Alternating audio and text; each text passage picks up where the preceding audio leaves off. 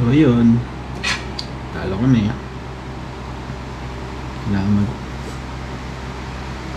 Kailangan i-adjust sa maraming bagay. Hindi lang yung IQ sa laro, pati yung resistensya, pati yung disiplina,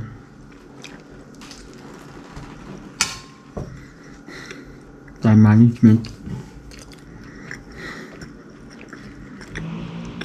para mas makapag-perform ng maayos sa game. As an individual, nasa sa'yo yun kung paano mo pagsusumikapan yung endurance mo, conditioning mo, and strength sa larong kinahihiligan mo.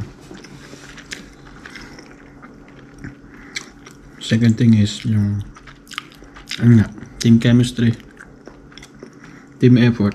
Kasi nga basketball, unless kung one-on-one basketball, but basketball is a game of 5 members per team sa loob ng court. So kailangan nagkakasundo ka sa loob. Every decision making is just a split second. Kailangan ganun kakabilis mag-isip. And para magawa ng katawan mo sumunod sa iniisip mo, kailangan mo papakondisyon. Alaga din sa diet. Siguro yun din yung kulang sa akin. Kasi lately, sadyang panikain. Siguro kailangan talaga na mag-control sa pagkinakain. Yun. Siguro, yun yung i-goal ko next year. Siguro starting today.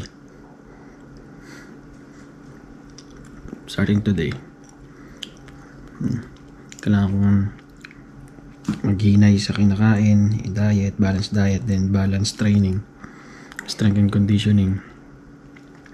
Siguro, yun, kailangan na rin talaga magplano ng mga training routine, hindi lang basta puro skills. Kasi ngayong taon nag-focus ako sa skills skills training. So I think yung kulang is yung strength and conditioning, kaya hindi ako makasabay sa takbuhan kanina. Excuse. And hindi ako makasabay sa kumbaga dati nagagawa ko yung first to fourth quarter walang labasan. Yun. Tingin ko nagawa ko naman yung best ko as a court general kanina sa game. And siguro na-intimidate na lang ako dun lately. Nai-stilan na ako. Parang napanghinaan na ako ng loob. Pero yun, lesson of the game. Susubukan ko ulit next game na habang ako yung binibigyan ng opportunity para magdala ng bola. Gagawin ko lahat ng makakaya ko. Lahat naman natutunan ko this year. And i-adapt ko lang lahat. Ayan.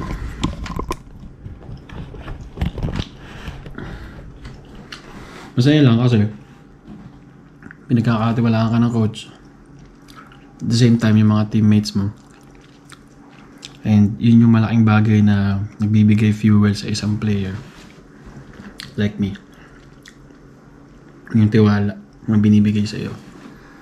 So, yun yung mga bagay na kailangan natin bigyan ng importansya sa mga susunod na laro.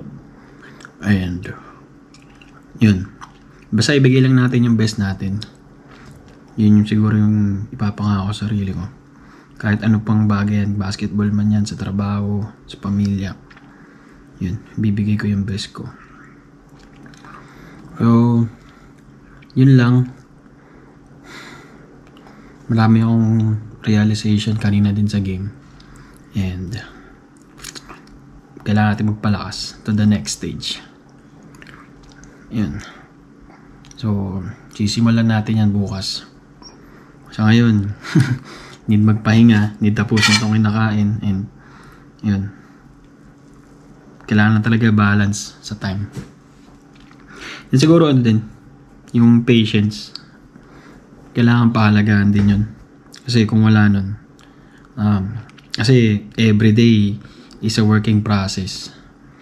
Lalo na kung gusto mong ma-attain yung higher level ng basketball and ng life na gusto mo. So, I think yun yung isa sa mga i-adjust ko. Siguro, topic natin today is adjustment. Yan. So, yan guys. Thankful ako kay God ngayon kasi yun nga, nag-family day kami kanina and kasama ko yung mag-ina ko together with my mom, and masaya, maraming blessing, and sobrang everyday sa test of patience, and everyday si test of circumstances. Kumbaga test ka ng mga struggles mo, circumstances mo, and different challenges in life. So, yun lang. Siguro, yun. Kita-kits sa practice and sa games. And, yun. To the next stage. Peace.